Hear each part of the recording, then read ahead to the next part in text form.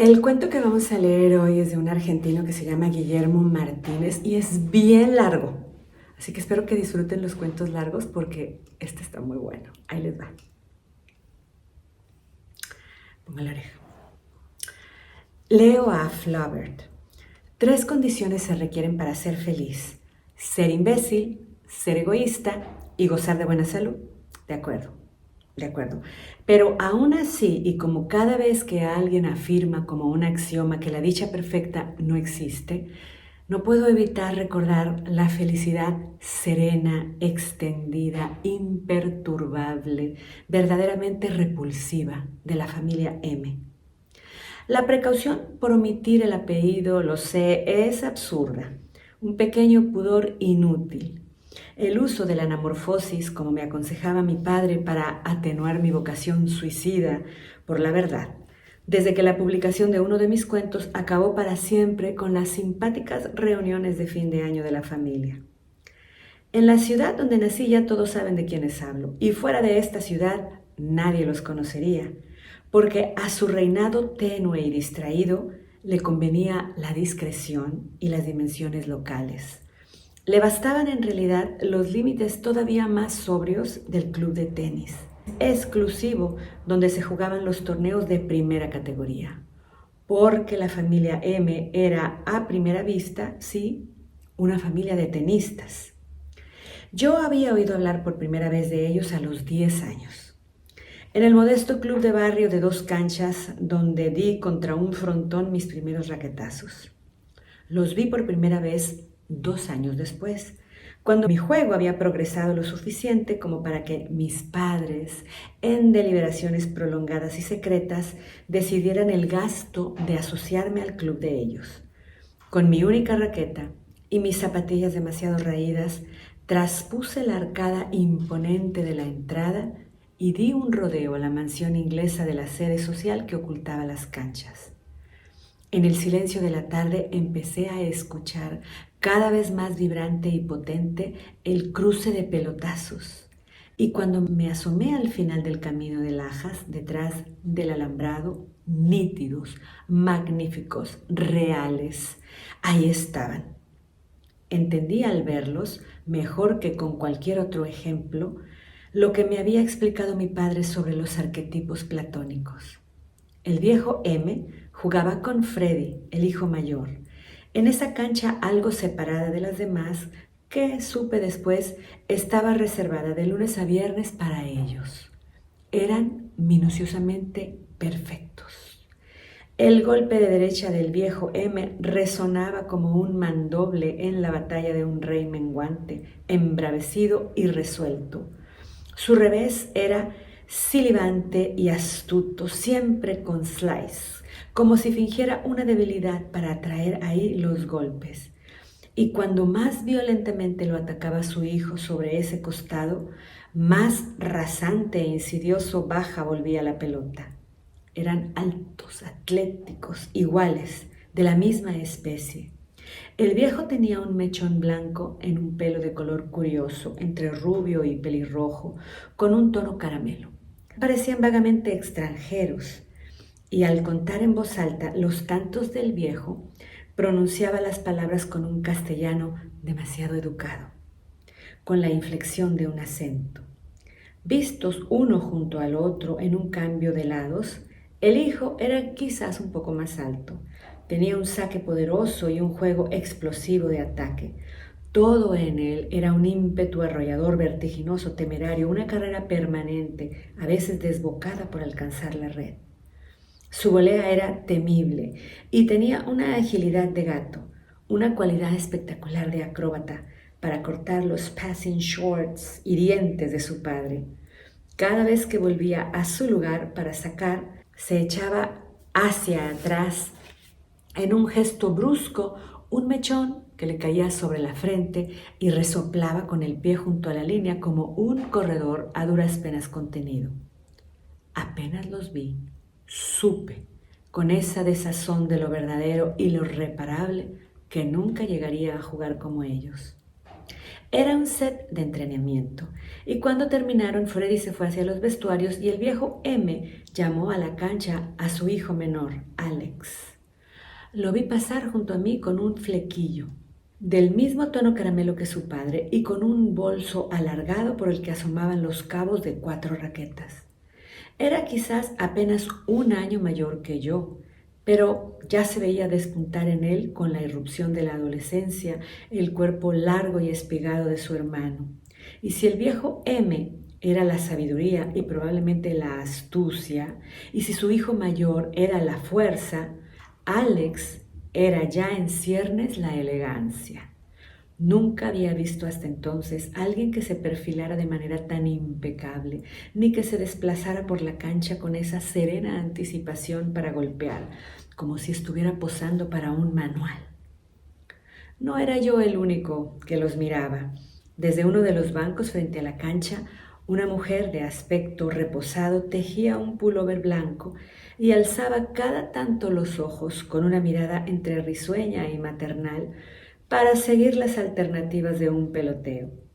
En una de las canchas de atrás, 4 chicas que no llegaban a los 12 años, todas muy parecidas entre sí, reían y ensayaban un partido de dobles.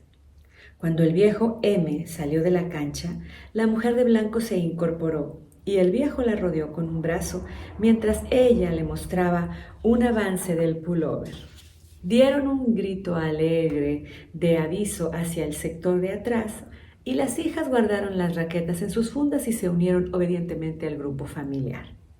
El viejo M subió con Alex a una camioneta y las chicas siguieron a la madre en un segundo auto grande y reluciente, de una marca importada que yo no había visto nunca.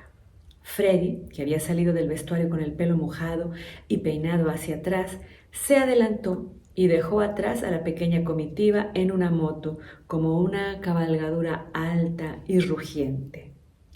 Supe esa misma noche durante la cena algo más de ellos. Cuando le conté a mi padre que los había visto jugar y le pregunté si los conocía, asintió de inmediato. Claro que los conozco. Compraron hace unos años uno de los campos vecinos al nuestro. Lo miré con incredulidad. En nuestro campo, muy apartado de la ciudad, nunca llovía. Vivíamos de crédito en crédito y mi padre, fuera de la máquina de escribir, se consideraba a sí mismo un campesino arruinado que salía a la terraza a otear sin esperanzas el cielo. Leía a Hegel y a Marx y redactaba también, sin esperanza, el programa de reforma agraria de un partido comunista. Pero como era posible entonces, pregunté, que los M tuvieran esa cantidad de raquetas, esas motos y esos autos, y una casa inmensa en el barrio de Paliwi, agregó mi madre. ¿No estudiaste acaso en la escuela la división de las pampas?, me preguntó mi padre. La línea divisoria de la pampa húmeda pasa justo por el alambre de púas entre nuestros campos. Como siempre, me costaba saber si mi padre hablaba en serio, pero me dio permiso para levantarme de la mesa y traer el manual del anuncio bonaerense. Aquí está, dijo mi padre, casi orgulloso de su mala suerte. El campo de ellos, Montes de Oca, el último de la pampa húmeda. El campo nuestro, Algarrobo, el primero de la pampa seca. Seca, estreñida, dijo mi abuela en un rapto analógico, mientras se rascaba filosóficamente su codo con psoriasis. Así es, doña, 70 hectáreas y ninguna flor. ¿Y usted que pensó que tendría un yerno portentado? Mi abuela rió con un cloqueo y se agitaron los pliegues del cuello y las mejillas blandas. Tu padre, siempre el mismo. Yo lo único que quería es que fueran felices. ¡Felices! Nada menos, exclamó mi padre, y la abuela volvió a reír, con sus ojos como grandes charcos azules, como si le hubieran hecho cosquillas en la papada. La felicidad completa posiblemente no existe, pero que alguna vez no vuelquen la sopa ayudaría bastante, dijo mi madre mientras extendía su servilleta para proteger el mantel debajo de mi plato. ¿Por qué no existe?, protesté yo. Yo creo que sí existe. A los M se les veía muy felices. La felicidad es como un arco iris. No se ve nunca sobre la casa propia, sino sobre la ajena, dijo mi abuela. Doña, dijo mi padre admirado, no sabía que también era poeta. Es un antiguo proverbio yiddish, dijo modestamente mi abuela. La felicidad perfecta no existe, dijo mi madre, y los M también tendrán sus cosas como todas las familias. Yo creo que sí puede existir una familia completamente feliz. No la nuestra, dijo mi hermana con resignación, pero otra, en algún lado. Como si los habitantes de otros planetas, dijo mi madre, tan lejos que nunca los conoceremos. Mi hermano mayor empezó a temblar y vimos vibrar la punta de su tenedor detenido en alto, como si estuviera por estallar en una crisis de llanto. Era la primera vez desde su regreso de la clínica que intentaba comer con nosotros. Mi padre le hizo una señal a mi madre para que le diera su pastilla y lo vimos retirarse de la mesa hacia su cuarto, arrastrando las pantuflas como un fantasma derrotado. Yo insistí para quebrar el silencio. ¿Pero de verdad, papá, pensás que no puede haber alguien totalmente feliz? Mi padre pareció dudar. Trató de recobrar su tono irónico de siempre y me apuntó con un dedo. Si quieres ser feliz, como tú dices, no analices, muchacho, no analices. Desde ese mismo día me propuse vigilar como si fuera una nueva especie, frágil y extraña, descubierta solo por mí, la felicidad de la familia M. Los estudié primero en su territorio. Pegado al alambrado los seguí en los entrenamientos y luego en los partidos del torneo mayor que empezaba a disputarse. Los espiaba tan de cerca como me era posible. Los vi desnudos en el vestuario bajo la ducha, enjabonándose con despreocupación y cruzando bromas con todos los mejores tenistas de la ciudad, como si no tuvieran nada que ocultar. Trataba de escuchar cada conversación y de sorprender en un descuido, un gesto de mal modo, de enojo reprimido, el menor signo de una desavenencia, algún rencor o celos entre los hermanos. Supongo que mi presencia les empezó a resultar familiar. Me saludaban brevemente y el viejo M cada tanto me sonreía divertido con mi persistencia, quizás porque creía que yo solo trataba de copiar algún golpe. Cuando Freddy y el viejo M llegaron, como todos anticipaban, a la final del torneo, me senté desde muy temprano en las primeras gradas.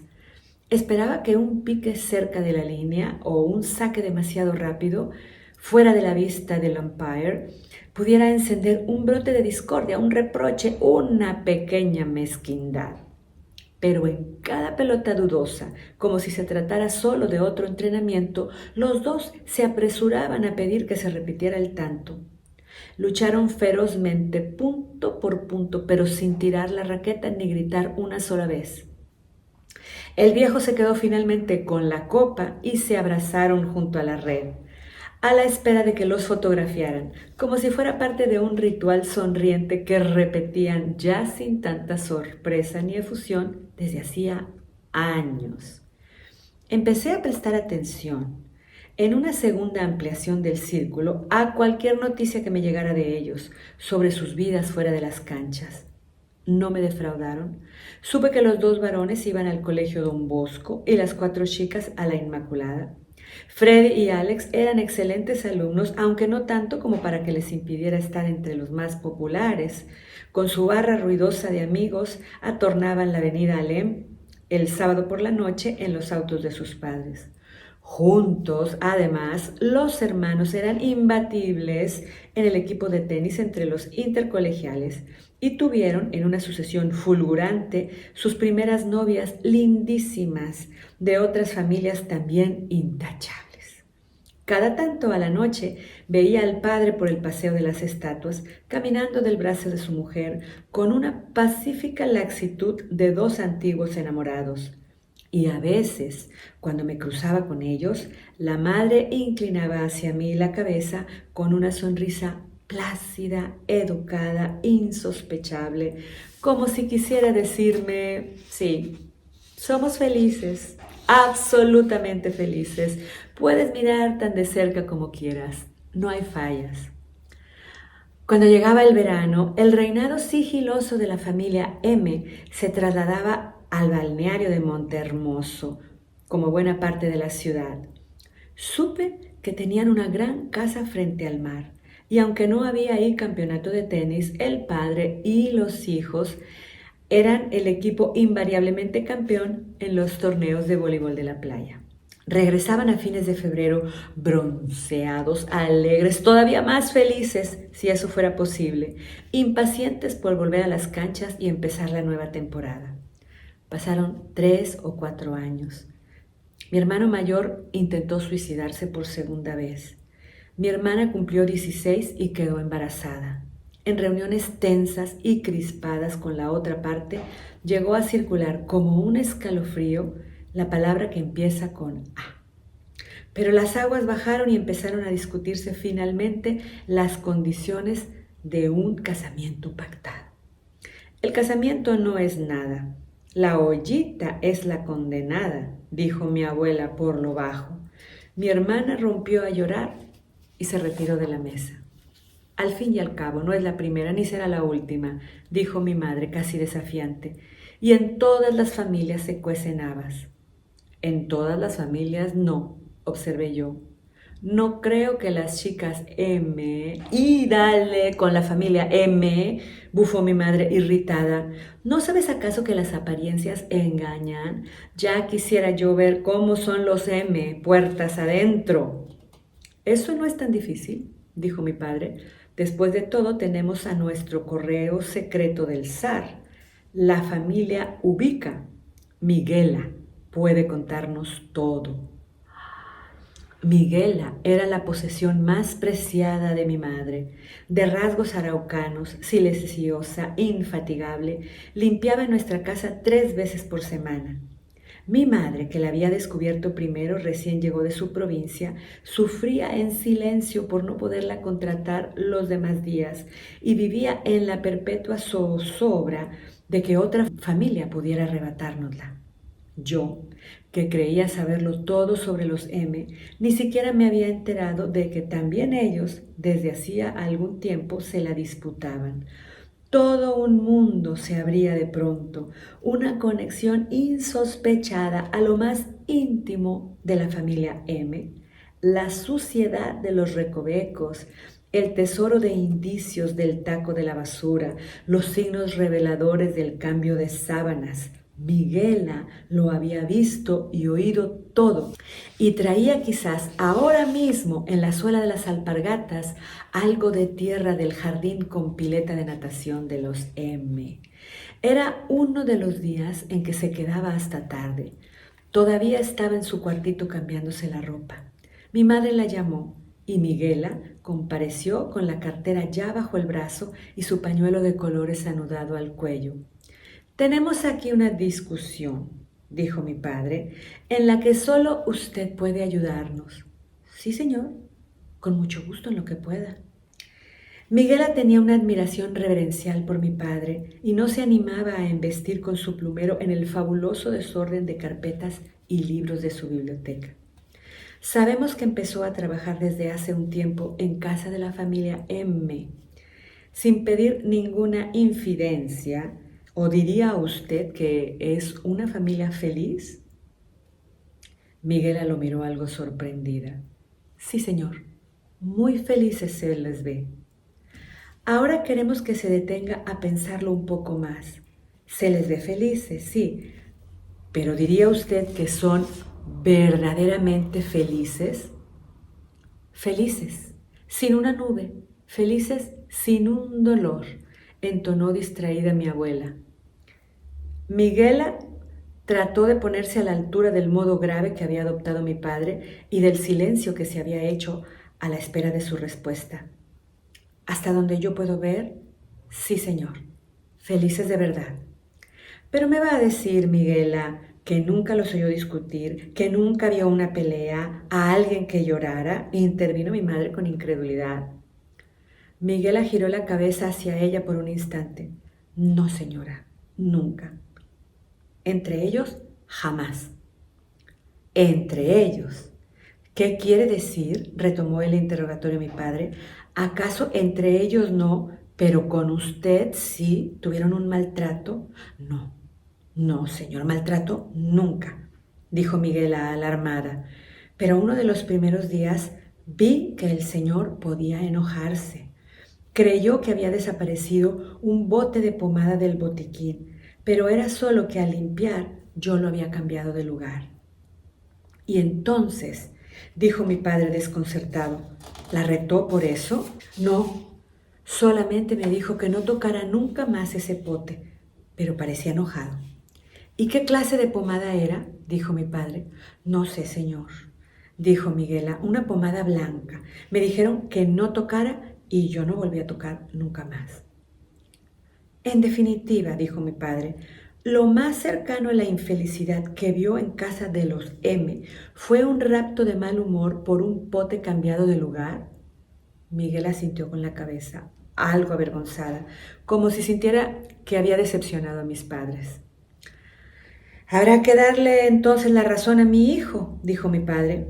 Quizás nos fue dado conocer en esta vida a la más rara avis, una familia feliz. Disimulan, dijo mi madre sin dar su brazo a torcer. Delante de los demás disimulan, pero ya quisiera verlos a solas, algo deben tener. Ese año Freddy le ganó por primera vez al viejo M en el final del torneo mayor, en un tercer set memorable que se extendió hasta un 13-11. Todos nos preguntábamos si había empezado la declinación, si el rey había muerto. Pero al año siguiente volvió por sus fueros y le dio una paliza en 2 sets. A su vez, Alex se convirtió en la nueva revelación y llegó por primera vez a los torneos de primera categoría. Mi juego, en cambio, se había estancado. Pero no había dejado de ir al club y de prestar atención a las noticias que cada tanto escuchaba de los M, como un reflejo que con el paso del tiempo se hubiera hecho automático. Las chicas M fueron cumpliendo a su tiempo los 15 años con fiestas que aparecían anunciadas en las secciones sociales del diario. Mi abuela se quebró la cadera en una caída y mi madre se trasladó definitivamente a nuestra casa, donde se precipitó a una agonía aterrada. Su cama estaba en un cuartito vecino al nuestro y mi hermano o yo oímos por largas noches el jadeo y los estretores de su respiración. La vida que poco a poco la dejaba. Una noche me desperté y vi que mi hermano no estaba durmiendo a mi lado. Lo encontré en la puerta del cuartito, con los ojos fijos en la boca abierta de mi abuela, por donde salía aquel gorgoteo entrecortado. Fui a buscarle su pastilla y lo llevé otra vez, como un sonámbulo, de regreso a su cama. Cuando mi abuela por fin murió, me tocó en el entierro sujetar una de las manijas del ataúd. Después de que la dejamos al borde del foso y mientras los demás se repartían en los autos, quise quedarme solo en el cementerio. Recorrí las lápidas y las calles abrumadas de cruces sin encontrar ninguna que tuviera el apellido M. A mi regreso le pregunté a mi padre si eso no le parecía intrigante. «Es que los M no tienen familia aquí», me dijo. «Habrán llegado a la ciudad hace no más de 10 años». «Pero, ¿miraste acaso las tumbas una por una?», me preguntó algo alarmado, como si el que empezara a preocuparle fuera yo. Cuando terminé el secundario, me fui a estudiar a Buenos Aires.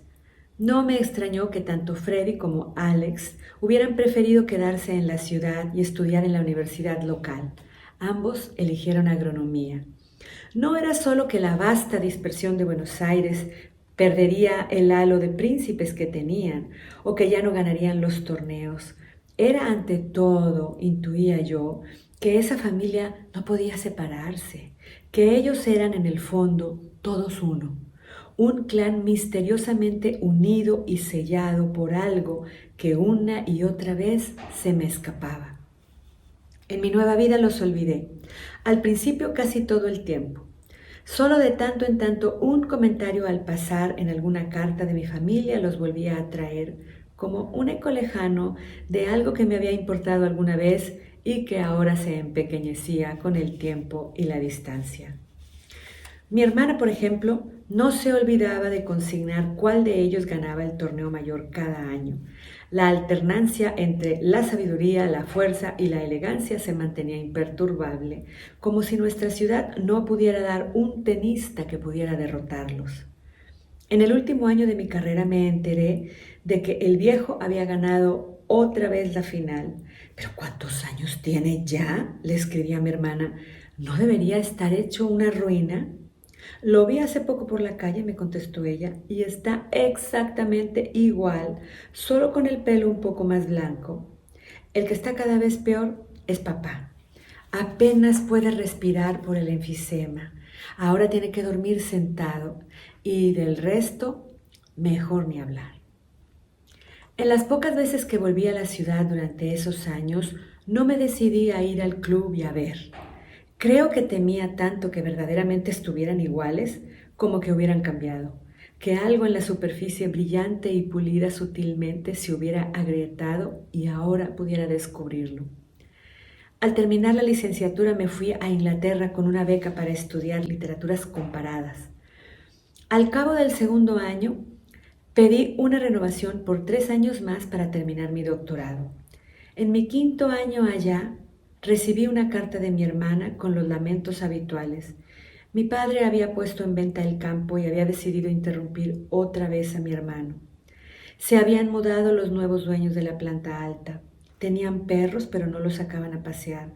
Orinaban directamente en la terraza y por una filtración de las junturas, el pis se escurría desde las vigas del techo a las paredes de nuestra casa. Así que ahora estamos meados por los perros, stricto sensus, como decía mi papá. En la postdata decía, ¿adivina qué? El viejo M volvió a ganar el torneo mayor este año. ¿No es increíble? Me lo crucé el otro día. Tiene ahora el pelo totalmente blanco, pero fuera de eso, está idéntico. Le escribí entonces y era la primera vez que se lo confiaba a alguien, lo que verdaderamente pensaba de la familia M. En su carta siguiente me dijo que la había hecho reír y me preguntó si era el argumento de un nuevo cuento. El tiempo pasa para todos y también pasará para ellos. Es la única ley pareja de la vida. Freddy debe estar por cumplir 30. Ya hizo también su máster, tiene un buen trabajo y una novia que es la que más le duró de todas. Ahora le toca casarse y echar pancita. Pero en todo caso, será fácil saberlo. Solo hay que dejar que pasen los años. Yo estoy acá vigilando. Ya te contaré. En mi respuesta no me animé a insistir. Todavía recordaba la cara alarmada de mi padre cuando le había hablado de las tumbas.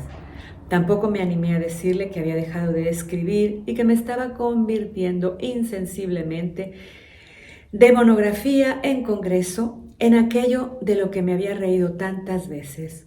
Un ratón de biblioteca, un scholar, un profesor de literatura.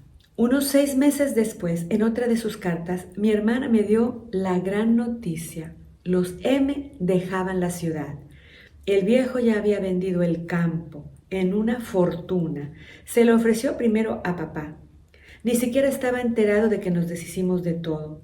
Nadie sabe demasiado, solo que se va la familia entera.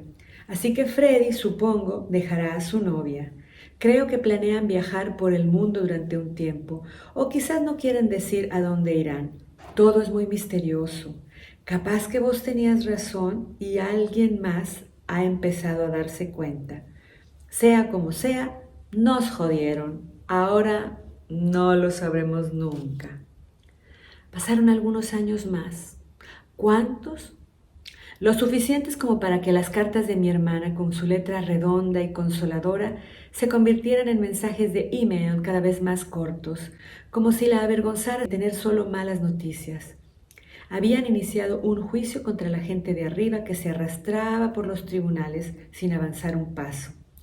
En represalia, la mujer de la planta alta dejaba durante horas abierta la canilla de la terraza con una manguera sobre la grieta y el agua ya caía ahora en cascadas dentro de nuestra casa. Mi hermana sospechaba que la mujer también orinaba junto con sus perros en la rejilla y algo más que no puedo contarte porque no me lo creerías. En otro email le pregunté por los daños en la casa. Hay hongos en todas las paredes y estamos aterrados de que el techo se nos caiga encima. Papá y mamá tuvieron que mudarse al que era tu cuarto, el único al que no le llega el agua. La humedad literalmente está matando a papá. Cada vez está peor de su enfisema. En fin, la ruina de la casa Ushler. A fin de todo esto, viajé a Canadá para presentarme a un cargo de profesor en una universidad pequeña que prometía tenor a corto plazo. En el aeropuerto de Quebec, mientras esperaba para hacer la conexión, escuché mi nombre por los altoparlantes. Pensé que había un problema con la reserva, pero cuando me acerqué al mostrador, el empleado me extendió un teléfono. Del otro lado del mundo escuché la voz de mi hermana en un tono desconocido, estrangulado por el llanto. Había muerto mi padre. «¿Puedo suspender esto?», le dije, «y tomar el primer avión que encuentre. Igual no llegarías para el entierro», dijo mi hermana. Seguí mi viaje y 4 horas después, delante de 3 profesores de caras impasibles, me escuché hablar sobre Borges y la literatura inglesa con una seguridad sin fallas y recité largas citas de memoria como si fuera un prodigio mecánico que todavía pudiera funcionar con las piezas rotas. Y 2 horas más tarde estaba cenando con ellos en un restaurante mexicano, elegido, supuse, como un gesto condescendiente y cordial por la resonancia latina de mi apellido. Para la parte más importante de la prueba, la conversación en la mesa, los modales durante la comida, el test de la carta de vinos. Cuando llegó el café, como si se hubieran puesto de acuerdo con una señal, los 3 me estrecharon la mano para felicitarme y decirme que estaban encantados de que fuera a pudrirme junto con ellos en esa ciudad perdida, sepultada por la nieve, y de compartir conmigo la alta tarea de enseñarle literatura a las legiones de bestias, de caras atontadas por la cerveza y deditos, siempre ocupados en el celular, que nuestra institución no dejaría de servirme puntualmente, semestre a semestre, por el resto de mi vida. Les agradecí como pude y cuando me preguntaron si había algo que yo pudiera extrañar, no se me cruzó, curiosamente, el Londres que estaba por abandonar, sino un recuerdo mucho más lejano, y les dije que me gustaría volver a jugar tenis. Se miraron entre sí, sonrientes, y me contestaron que la temporada de deportes al aire libre era muy corta, salvo el de sacar con pala la nieve de los porches, y que quizás yo debiera pensar en cambiarme al squash. Pasaron todavía más años. ¿Cuántos? Lo suficientes como para que mi propio pelo se volviera totalmente blanco y para que un día me encontrara frente al espejo del baño con un diente caído y a medias pulverizado en la mano, mirando el agujero negro de la encía como un pozo abrupto y vertiginoso. Apenas me llegaban ahora noticias de mi familia. Desde la muerte de mi padre, mi madre había decidido no salir de la cama. En mensajes lacónicos, mi hermana me daba los partes del deterioro progresivo, de su descenso a los pañales, a las escaras, a la demencia senil, al tragicómico desfile de enfermeras, del goteo silencioso del último dinero familiar. Me había pedido que no volviera a verlas. No nos reconocerías y tampoco a la casa. ¿Para qué vas a volver? Cuando llegó el invierno, viajé a un congreso a Jacksonville, en la parte más cálida de Florida, donde me había inscrito solo para escapar de las primeras nevadas. Tuve durante mi exposición un vahío súbito, como si de pronto me hubiera quedado sin respiración y la próxima bocanada se me negara una y otra vez. Logré aferrarme al pizarrón, pero no pude evitar caer desplomado. Me desperté en un hospital cercano al campus, donde estuve en observación varias horas. Me hicieron pasar finalmente a una salita donde el médico extendió frente a una lámpara mi radiografía del tórax. Me mostró la perforación del pulmón como una quemadura y me dio su dictamen que ya presentía, la herencia más temida de mi padre. Salí con el gran sobre de la radiografía bajo el brazo y tuve que mentirles un poco a los dos colegas que me esperaban afuera para que me dejaran caminar solo de regreso al hotel. Era una tarde quieta y pacífica, sin una brisa, con el sol amable entre los árboles y un bulevar por donde avanzaba. Yo era la única persona a pie y solo me cruzaba cada tanto con estudiantes en bicicleta. Al doblar por una de las calles que indicaba el mapita del Congreso, escuché de pronto, vibrante, inconfundible, el sonido de un partido de tenis lejano. Dejé que el ruido del pelotazo me guiara y entré a un club casi escondido entre gustos. Cuando me asomé al final del camino de Lajas, detrás del alambrado, nítidos, magníficos, reales, ahí estaban. ¿Eran ellos? Mi vista ya no era tan buena como antes, pero sabía que sí. El viejo M jugaba con Freddy y su golpe de derecha resonaba como el manodoble de la batalla de un rey. Su pelo, enteramente de color caramelo, no necesitaba todavía del lento disimulo de la pomada blanca. En un banco junto a la cancha, una mujer tejía a la sombra y cada tanto alzaba la mirada para seguir las alternativas de un peloteo. Era ella. Me acerqué un poco más y al escuchar el ruido de mis pasos se dio vuelta hacia mí con una mirada amable y algo intrigada. No había en esa mirada ni la menor señal de reconocimiento. Pero ¿cómo hubieran podido reconocerme? Di un paso más y algo en su expresión se retrajo, como una señal de alarma, quizás por la fijeza con que yo la miraba. Me detuve para tranquilizarla. Solo quiero saber, dije, si son verdaderamente felices. Se lo había dicho sin pensar, en castellano, y ella hizo un gesto de incomprensión. Perdone, no hablo español, dijo con gran esfuerzo, como si tratara de recordar palabra por palabra una lección olvidada. Por supuesto, pensé, por supuesto, debían perder el idioma en cada migración, debían olvidarlo todo de cada vida anterior. Solo quiero saber, repetí en inglés, si son felices. Felices. La mujer abrió los ojos como si hubiera por fin comprendido y estuviera agradecida por mi preocupación. Quizás me confundió con un empleado de la ciudad que se ocupaba de censar extranjeros o dar la bienvenida a los recién llegados. Me pregunté cuántas otras mudanzas habían tenido en esos años. Claro que sí, me dijo con una gran sonrisa y un leve acento que no reconocí. Perfectamente felices.